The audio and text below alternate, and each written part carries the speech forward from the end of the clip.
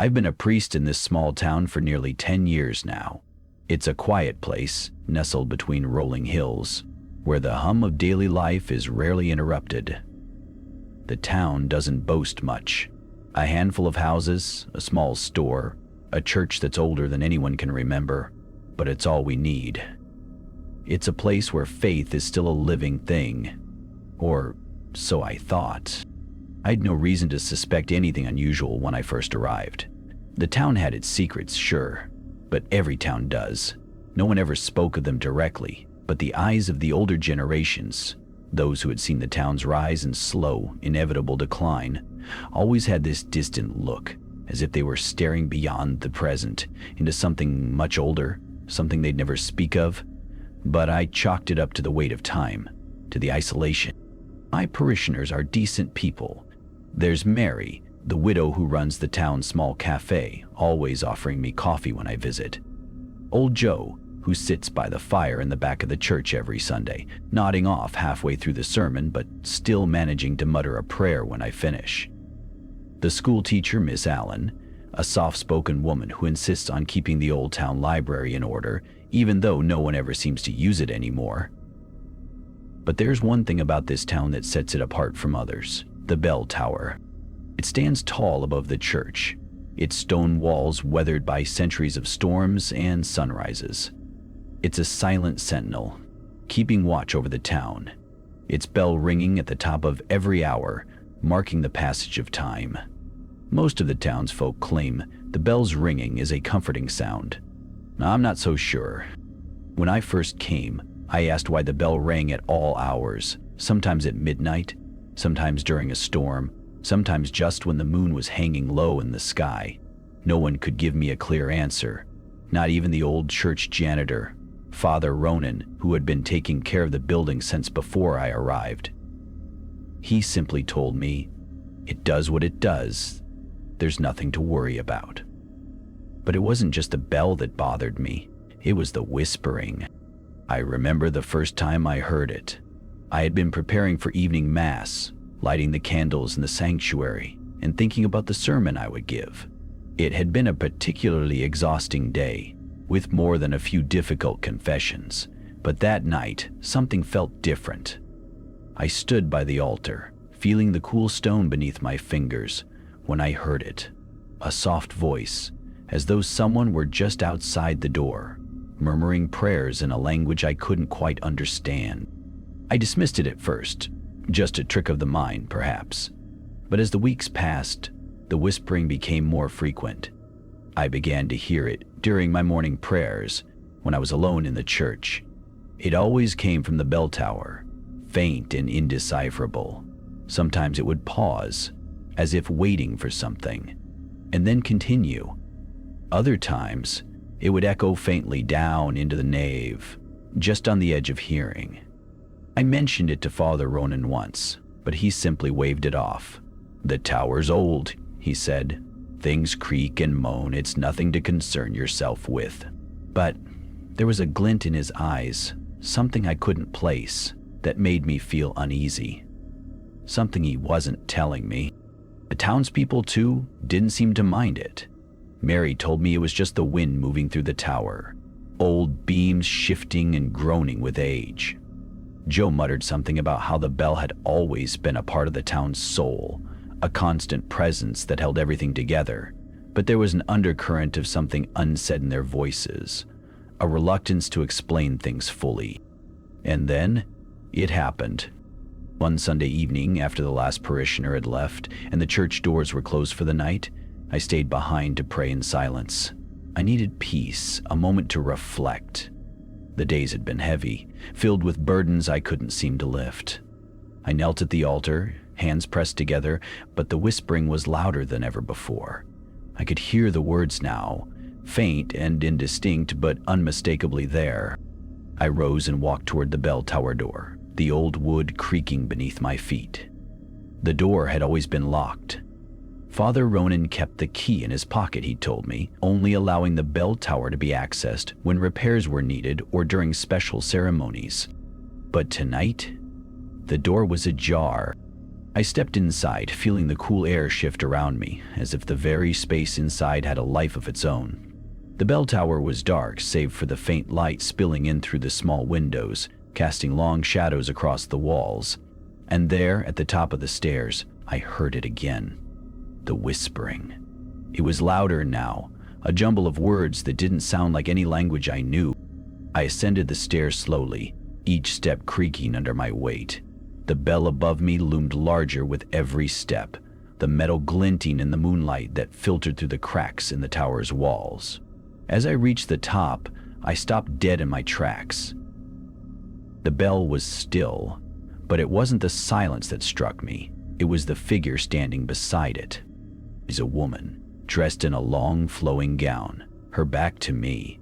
She was staring up at the bell, her hands clasped together as if in prayer. She was unnervingly still, her pale face hidden beneath the veil of her dark hair. I froze, unsure of whether to approach or retreat. The whispering had stopped, replaced by a strange stillness that hung in the air like a heavy fog. "Father," the woman said, her voice a soft, melodic whisper that seemed to fill the room. "The bell is waiting. It calls for you." I didn't know how to respond. The woman seemed to sense my hesitation.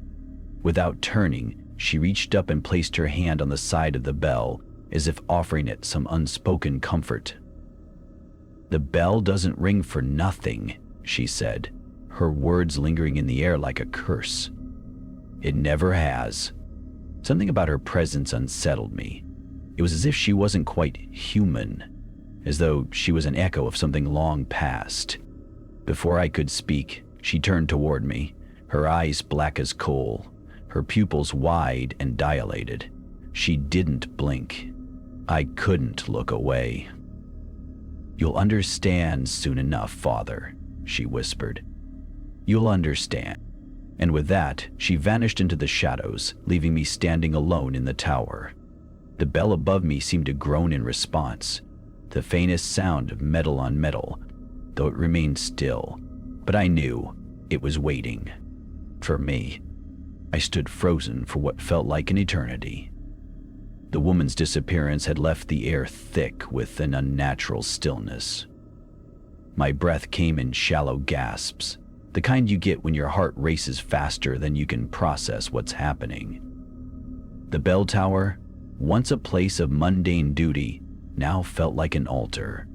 Sacred, cursed, and too vast for my understanding. I was left with only one question: who was she? I couldn't shake the image of her black eyes, wide and unblinking, her presence lingering in the shadows like some forgotten specter. I felt as if something deep within me had been marked, branded by her gaze. Her words, cryptic and weighty, echoed in my mind. "The bell is waiting. It calls for you." What did that mean? I knew the bell rang, but it had never called anyone before. Not in any sense I understood. With a trembling hand, I reached for the old wooden railing, gripping it tightly as if it could ground me. The silence around me was deafening, every inch of air heavy with the weight of unspoken things. The stairs creaked under my feet as I began my descent, but the chill of the tower clung to me like a shadow, refusing to let go. As I made my way out of the tower, the door seemed heavier than usual, resisting my attempts to close it behind me. When it finally shut with a sharp click, I felt an unexpected relief, but the unsettling feeling didn't fade. I could still feel the weight of those black eyes, that voice, following me. The church was quiet when I returned. The candles in the sanctuary flickered, casting long dancing shadows on the walls. I stood at the threshold for a moment, staring at the altar. I wanted to pray, but the words felt hollow, as though they could never bridge the chasm that had suddenly opened between me and everything I thought I understood. I went to bed that night, but sleep didn't come easily. The whispering had returned, soft at first, like a distant murmur just outside my window. I lay in the dark, straining to hear the words. It felt as though the town itself was speaking, the earth beneath it groaning with secrets. The next morning I was late for Mass. The sun had already risen by the time I arrived at the church, and the town was waking up in its usual quiet rhythm. But something was off. There was an undercurrent of tension in the air, as though the town itself was holding its breath. Mary, the widow, was already sitting in the front pew, her hands folded tightly in her lap. She gave me a small, nervous smile when she saw me. "Morning, Father," she said, her voice thin, strained. "You're looking pale this morning. Are you feeling well?" I nodded, forcing a smile, though I could feel the weight of her gaze upon me. There was something about her expression, something I couldn't quite place. It was as if she knew something I'm fine, Mary, just a long night, I said, moving toward the altar. She didn't respond, but I could see her eyes flick to the bell tower, and then back to me, a flicker of something, concern, passing over her face. I tried to shake off the lingering unease as I began the service, but I couldn't focus. My thoughts kept drifting back to the tower, to the woman, to the whispering.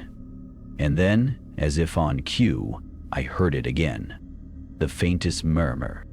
At first, I thought it was just in my head, but then I realized everyone else was still, silent. Their eyes were fixed on me, but they didn't seem to be seeing me. It was as if they were all listening for something, waiting for something to happen.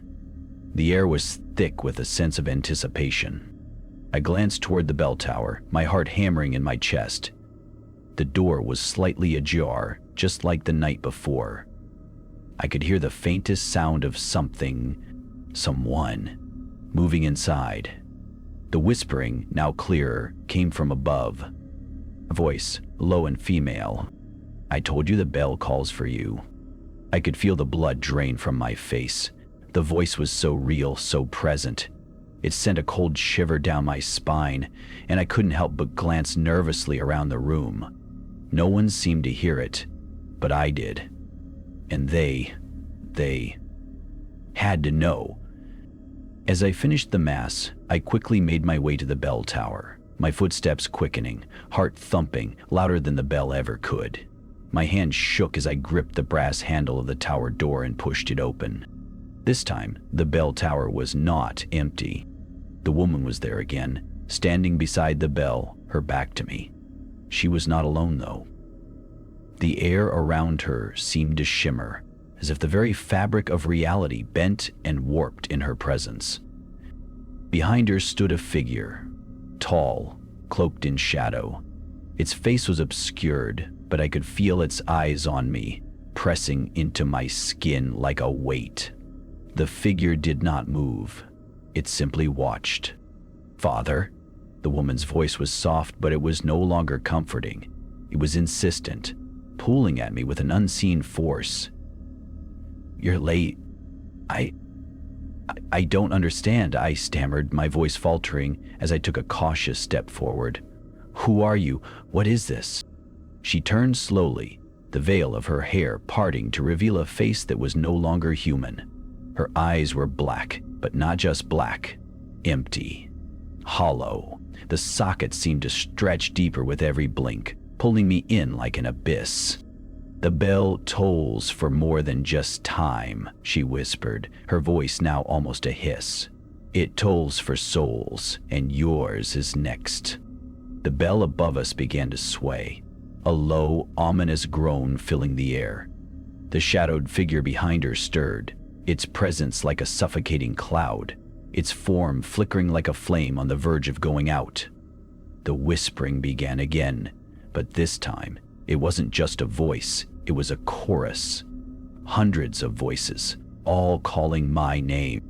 I turned to flee, but the door slammed shut with a force that shook the tower. I was trapped. The woman stepped forward, her lips curling into a smile that seemed to stretch unnaturally wide.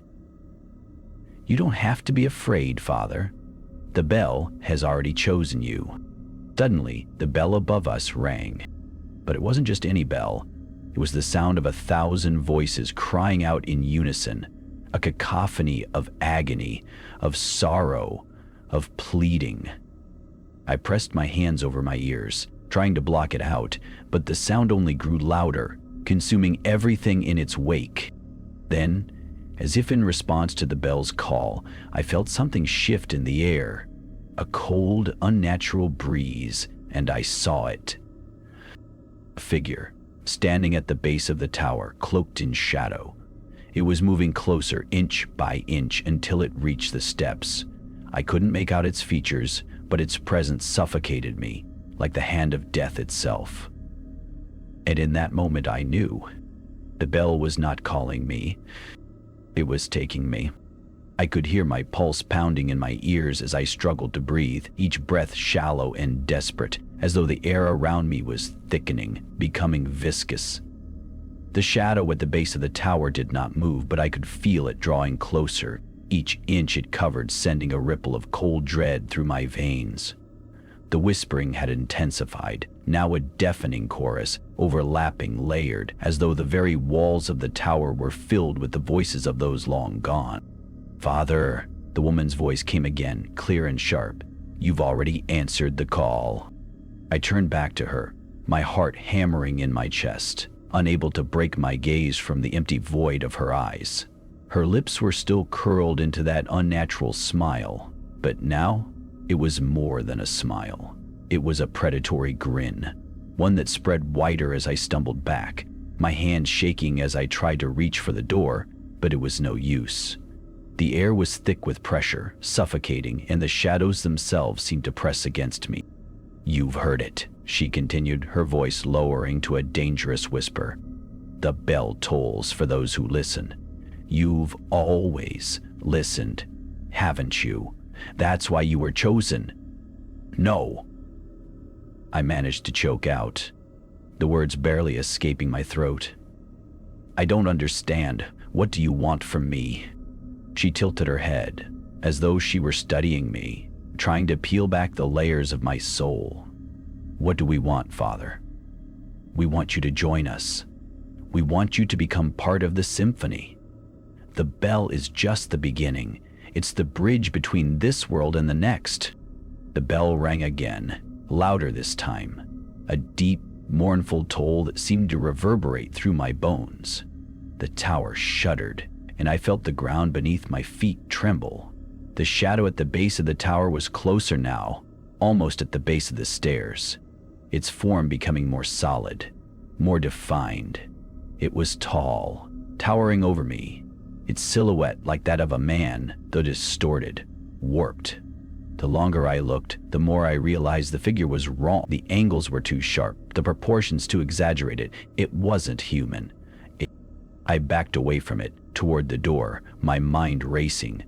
The bell had stopped ringing, but the ringing in my ears remained, a constant buzzing hum, as if something was drilling into my skull. "Don't try to run," the woman said softly, though her voice carried the weight of an impending storm. "It's already begun." I could feel the weight of her words, the inevitability pressing in on me. The door still wouldn't budge.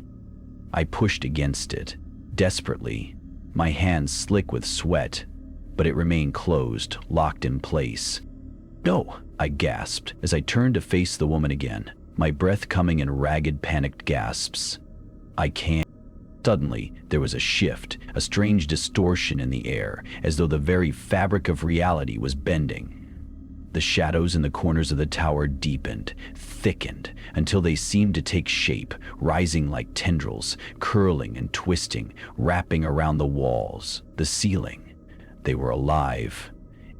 The figure at the base of the stairs took a step forward, and with that step the entire tower seemed to creak in response, as though it too was shifting, moving in response to its presence.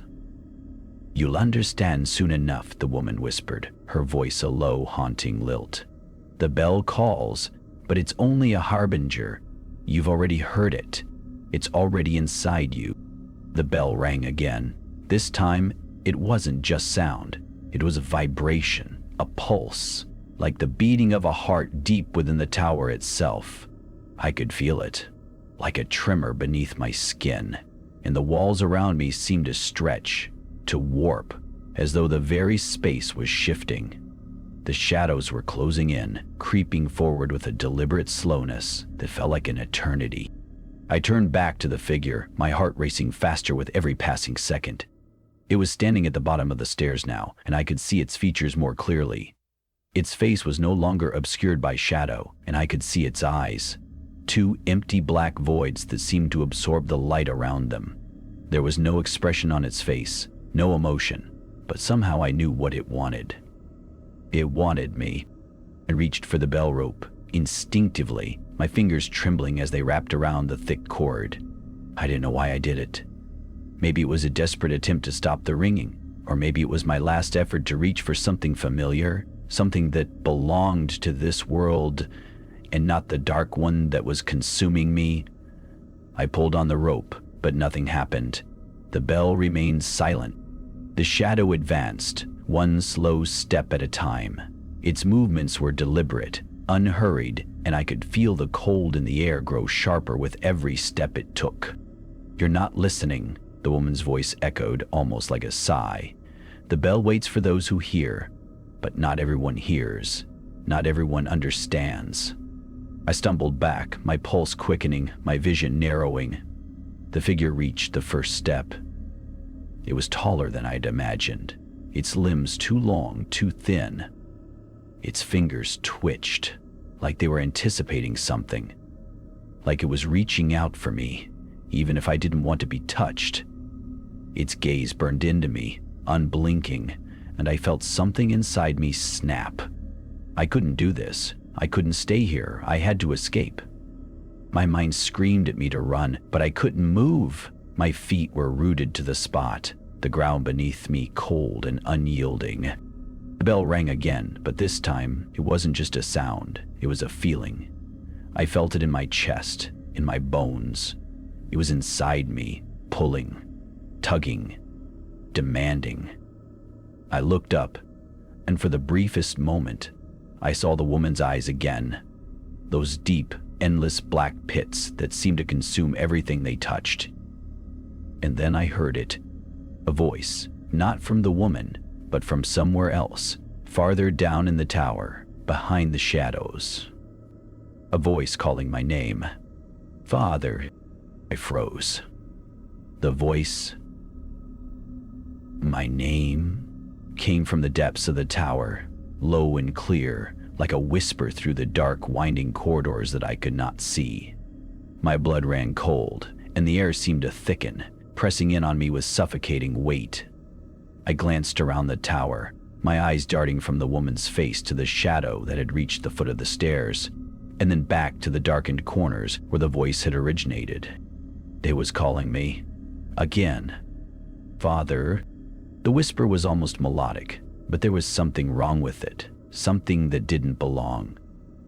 The woman, still standing before me, her smile now stretched even wider, tilted her head slightly, as though she could sense the shift, the new threat that had emerged from the shadows.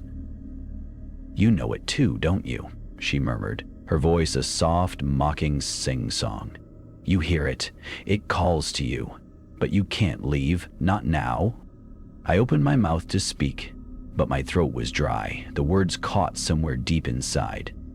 I reached out for the bell rope again, my hands trembling as I clutched it, pulling with all my might. The tower groaned in response, a low, mournful sound that rattled my bones. But the bell did not ring. The rope slipped from my grasp as the cold, strange air around me grew heavier, thicker. The voice called once more, this time louder. "Father." It echoed, reverberating through the tower's many floors, the hollow emptiness of the space swallowing up the sound. But as it did, I realized it wasn't a voice I recognized. No, it was more familiar than that. It sounded like my own. I turned to the woman, panic rising in my chest. "Who is it? Who's calling me?" She stepped forward, her eyes glimmering with something unreadable, something dangerous. She raised a hand, long fingers that were like the sharp tips of claws, and gestured toward the shadows. "You already know, Father," she said softly, but there was an edge to her words, as though she was testing me. "You've always known." The shadows at the base of the tower began to move. They were no longer still, no longer waiting. They shifted, like something alive crawling up the stairs toward me. The figure that had once stood there now seemed to multiply, its shape fracturing, splitting into smaller, darker versions of itself. They were coming for me. The woman's voice grew louder, sharper, as if she were speaking directly into my mind. "It's calling you back, Father. It's calling you to your place, where you belong." I could feel it now, the pull. It was like an invisible thread drawing me toward the depths of the tower, toward whatever it was that lay beneath. Something ancient, something that had been waiting for me. I could feel its hunger, its presence, and it was calling me back into the fold.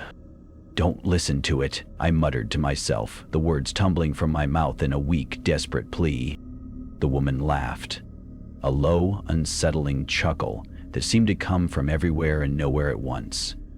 "You're too late, Father. The bell has already sounded. The calling has already begun." I backed away from her, my mind racing.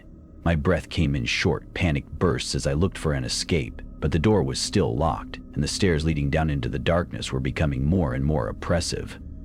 The shadows crawled closer, wrapping around the edges of my vision, closing me in. The voice called again, and this time, it wasn't a whisper. It was screaming my name. "Father! Father!" I covered my ears, but it didn't help. The sound was inside my head now, pressing against my skull, scraping through my thoughts. I stumbled backward, my body instinctively moving toward the only escape I could see, the narrow, twisting staircase that led deeper into the tower. A figures, moved with me, each one taking slow, deliberate steps, closing in. The woman didn't move. She stayed there, her eyes fixed on me with that same unnerving smile, as if watching some game unfold. "Why don't you want to come home?" she asked, tilting her head, her voice sing-song once more. "This is where you belong. You've always known, haven't you? The bell tolled for you long ago. This is your place." Her words cut through me, but they didn't stop me from running. I turned on my heel and sprinted down the narrow staircase, my heart slamming in my chest. The air was colder now, freezing my breath in the air in front of me. As I descended, the sound of the woman's laughter followed me, echoing down the stone walls. The shadows weren't far behind. I reached the bottom of the stairs and stumbled into a large, empty chamber. The walls were covered in strange markings, symbols I didn't recognize, and the floor was littered with old bones and decaying remnants of things I didn't want to think about.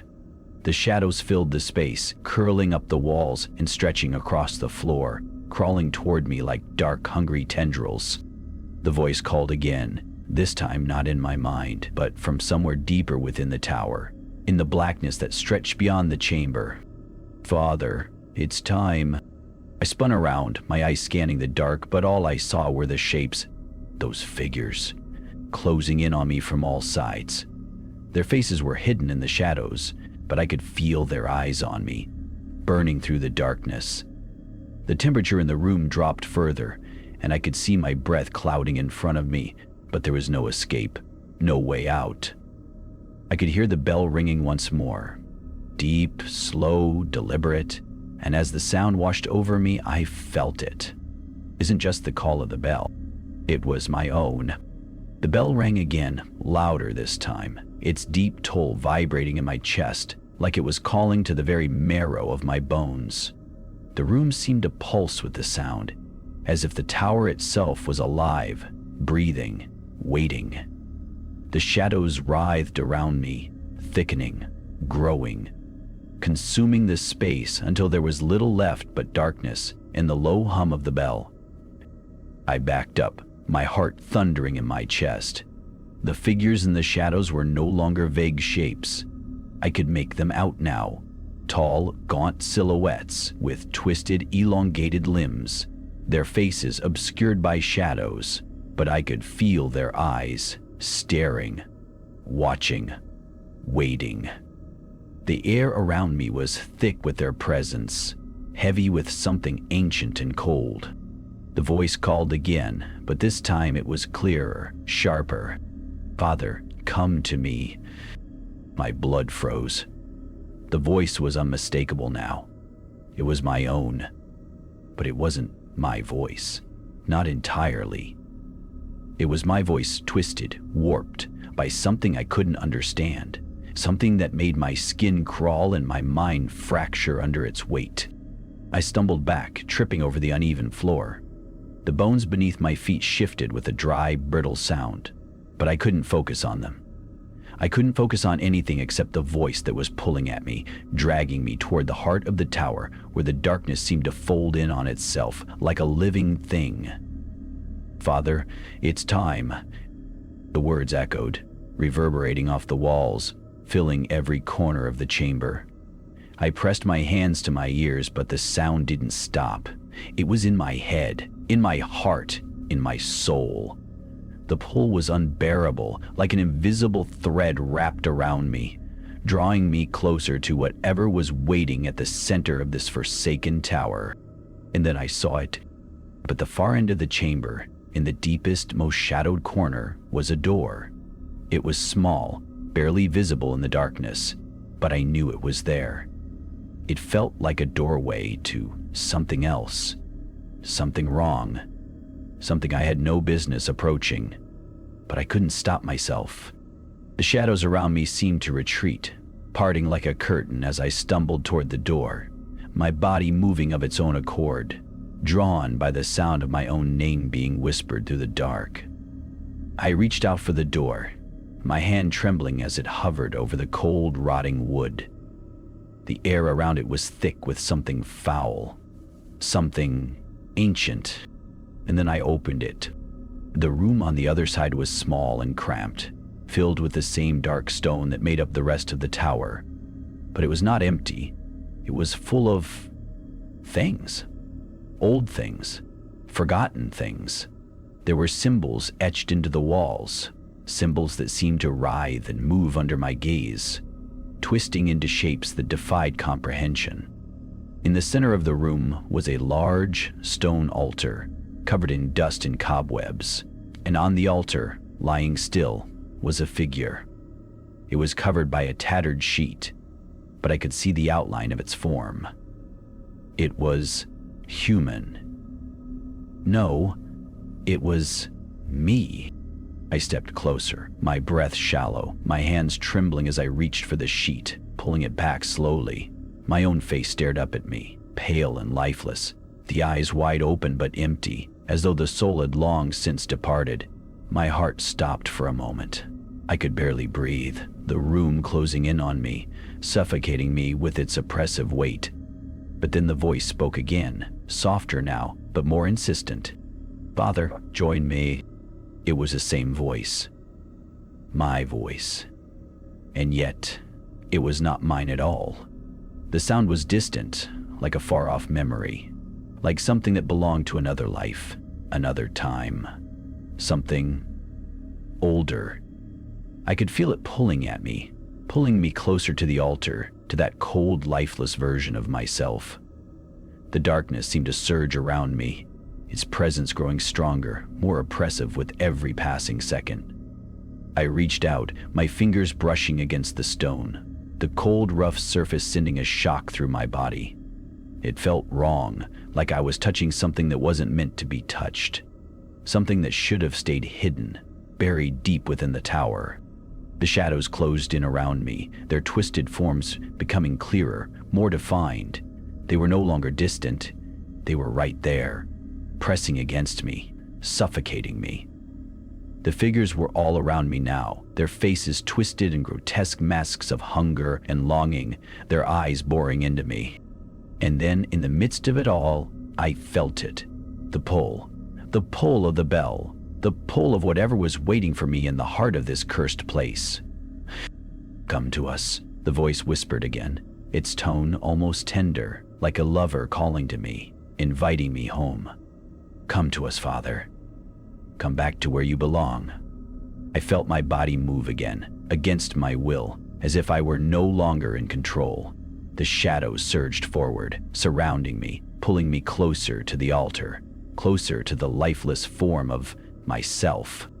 And then, as if in a final, desperate act of defiance, I reached for the bell rope, pulling it hard, my hands desperately seeking the release, the salvation that I knew could end this nightmare. The bell rang. The tower shook. And then, the bell rang once more, its deep, resonant tone reverberating through the very bones of the tower. The entire structure groaned beneath the sound, as though the tower itself was alive, groaning in agony, or perhaps calling out for something, or someone. The vibration shot through my chest, through my arms, straight into my skull, rattling my mind as the darkness pressed closer, the shadows now almost palpable, pressing in from every side. I was no longer sure where I was, or even who I was. My body moved of its own accord, the pull of the bell undeniable. The world around me seemed to warp, twisting in strange angles, time itself becoming malleable, like I was caught in a nightmare where the rules of reality no longer applied. The room before me, the altar with the cold, lifeless body of what I assumed was me, began to fade in and out, distorting as if I were seeing it through the eyes of a dreamer. "Come to us, Father," the voice echoed again, but this time it was different. It wasn't just my voice anymore. There was something else layered beneath it, something older, more ancient, something that wasn't human. The realization hit me like a thunderclap, and my heart skipped a beat. There was a presence in this tower, a presence far older than anything I could comprehend. I backed away from the altar, my mind frantically trying to hold on to any sense of reason, of sanity. The shadows continued to shift and move around me, curling and twisting like smoke.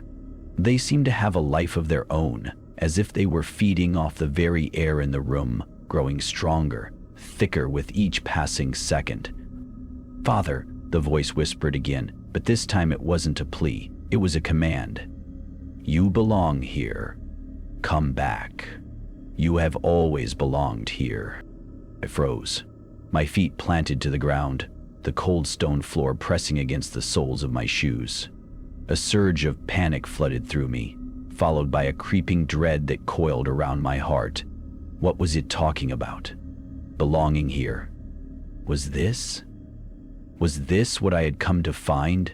Was this place calling me back, drawing me into its depths, into the very heart of its darkness? The tower was silent now, save for the soft, rhythmic sound of my own breathing. I felt myself drawn to the center of the room once more, to the altar where the lifeless version of myself lay. The shadows followed, almost as if they were watching, waiting for me to make the final choice. I didn't understand. I couldn't understand. But there was no denying the pull anymore. With a trembling hand, I reached toward the altar again, my fingers grazing the edge of the stone. The air around me grew thick, suffocating, as though the tower itself was holding its breath. The shadows crowded in closer, pressing against me, and I could feel their cold touch on my skin, as though they were trying to drag me deeper into their fold.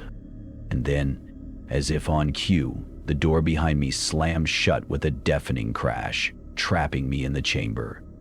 The noise echoed through the tower, sending a fresh wave of terror flooding through my veins. I spun around, my heart racing. The door had been locked. A low, guttural chuckle filled the air, a sound so deep and resonant that it seemed to come from the very walls themselves. It was the same voice I had heard before, the one that had called me here, the one that had led me down this twisted path. "Welcome home," it whispered, the words laced with an eerie, malicious sweetness. "It's time to remember." Suddenly, everything went still. The shadows seemed to freeze in place, their shifting forms becoming rigid, almost statuesque. The air grew colder, heavier, and the oppressive weight of the tower seemed to press down on me from all sides. I could feel the very walls closing in. The tower itself, a living entity, breathing, pulsing with an ancient hungry force. I could feel the memories stirring, rising from the depths of my mind like ghosts long forgotten. Faces flashed before my eyes, faces I couldn't place, yet felt inexplicably familiar. Whispers danced in the corners of my mind, tantalizing fragments of conversations, words I couldn't understand. But the meaning was clear. This tower, this place, was where I belonged. It was where we belonged. "You've always known," the voice continued, its tone softer now, almost tender. "You were always meant to be here." I wanted to scream, to tear myself away from the grip of whatever was holding me here. But the shadows were too strong, too all-encompassing. I could feel them pulling me toward the altar, toward that lifeless version of myself. No, this wasn't me. This wasn't who I was. It couldn't be. But deep down, a part of me, something I couldn't quite grasp, was telling me otherwise. It was telling me to give in, to embrace whatever force this was, to take my place in the long, twisted line of souls that had once walked this tower. "Father," the voice called one last time, now both pleading and triumphant. "It's time. Join us. Come home." I closed my eyes, the weight of the tower pressing down on me, crushing the breath from my chest. My fingers reached out, trembling, towards the cold stone, and for a brief moment, I thought I felt it. An answer. A response. But it wasn't mine. The bell tolled again, louder than before, drowning everything out. And in that sound, I knew. It was too late.